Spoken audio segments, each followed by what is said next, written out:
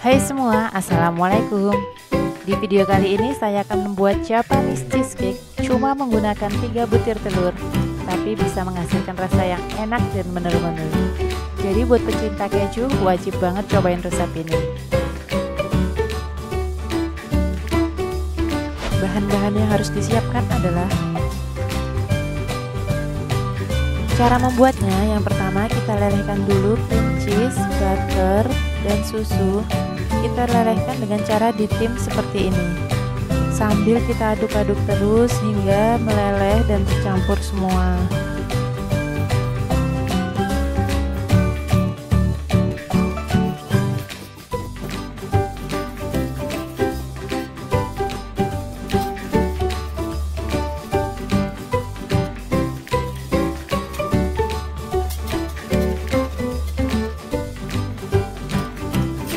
Ini sudah leleh, karena menurut saya masih agak bergerindil, jadi saya saring supaya cake-nya nanti hasilnya lembut.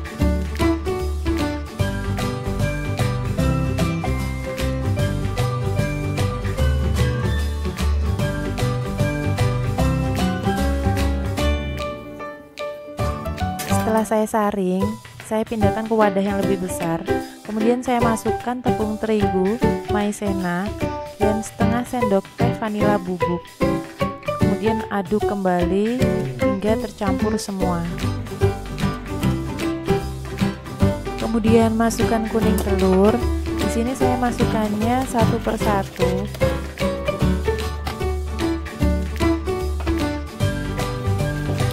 Aduk-aduk terus sampai rata.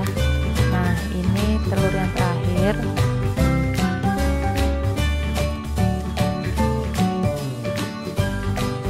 Kemudian aduk-aduk kembali sampai semuanya tercampur.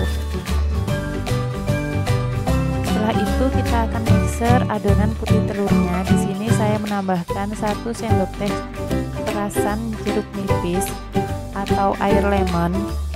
Kalau tidak ada, setengah sendok teh cream of tartar. Nah, gunanya untuk menambahkan itu supaya adonan putih telurnya ini tidak cepat turun atau untuk menstabil adonan putih telurnya. Kalau sudah berbusa seperti ini, saya masukkan gula sedikit demi sedikit. Di sini saya bagi menjadi 3 tahap gulanya. Untuk memixer adonan putih telurnya ini, saya menggunakan speed sedang. Jadi di mixer saya ini speed paling tingginya ada 3. Jadi saya menggunakan speed yang nomor 2. Memang agak lama, tapi itu untuk meminimalkan supaya adonan putih telurnya ini tidak cepat turun. Nah, ini masih agak lemas ya, jadi kita mixer kembali di speed nomor 2 lagi. Kita mixer sampai berjambul terbalik. Maksudnya bagian ujungnya itu jatuhnya tidak terlalu lemas tapi tidak terlalu kaku juga berdiri tegak itu. Jadi agak pelan-pelan jatuhnya. Nah, sekarang kita lihat apakah sudah. Nah, ini teman-teman. Nah, bagian ujungnya ini jatuhnya pelan banget, nggak terlalu lemas dan nggak terlalu kaku juga berdiri tegak gitu. Selain itu, jika wadahnya dibalik, nggak tumpah, berarti ini sudah pas adonannya. Untuk adonan kuning telurnya tadi kira-kira kekentalannya seperti ini ya. Kemudian saya masukkan adonan putih telurnya tadi, saya masukkan jadi 3 tahap. Kemudian aduk menggunakan whisk dengan sangat pelan-pelan dari atas ke bawah, putar-putar. Kemudian masukkan lagi adonan putih telurnya yang terakhir.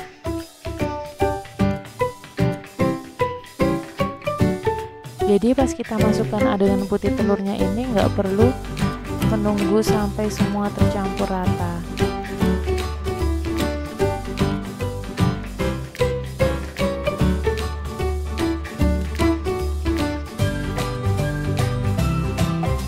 Aduknya nggak perlu pakai tenaga dalam ya teman-teman. Jadi kita aduknya pelan-pelan banget supaya tidak ada gelembung. Kemudian di sini saya bantu lagi menggunakan spatula. Nah, mengaduk dengan spatulanya seperti ini, dibalik, balik, putar-putar wadahnya. Tapi juga jangan terlalu overmix ya, supaya adonannya tidak encer. Nah, ini adonannya sudah tercampur rata.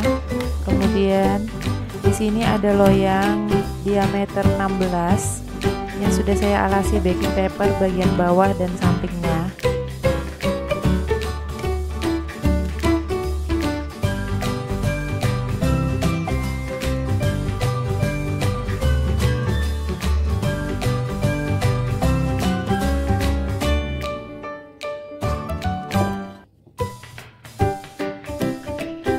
Sebelum kita masukkan ke oven, kita hentak-hentakkan gini sebanyak 3 kali supaya gelembung di dalam keluar.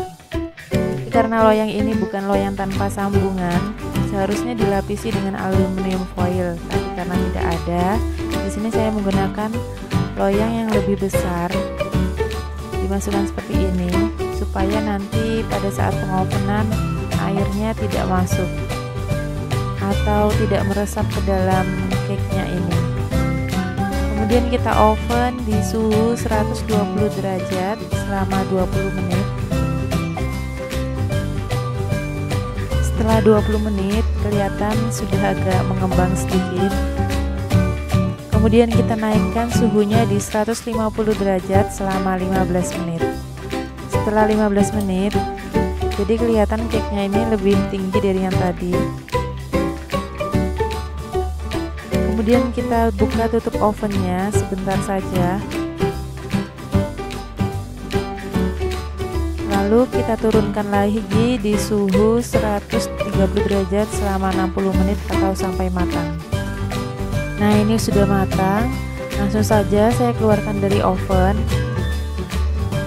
Ini cake-nya cantik banget. Permukaannya mulus, nggak ada retak. Jadi meskipun masih panas, langsung saja saya keluarkan dari loyang.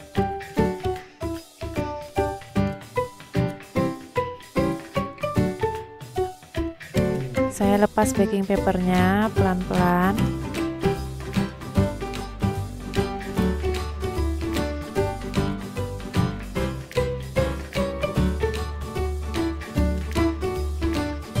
Saya pindahkan ke piring. Jadi ini teman-teman, cake-nya menul-menul banget. Sebenarnya ini masih panas, tapi saya sudah nggak sabar untuk mengicipinya. Langsung saja saya potong.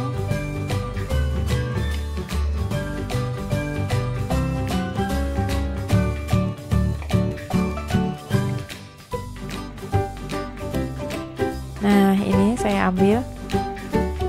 Kelihatan banget ya teman-teman, ini nih super lembut banget, empuk, rasanya keju. Jadi pecinta keju wajib banget nih cobain resep ini. Selamat mencoba resepnya. Terima kasih sudah menonton video ini.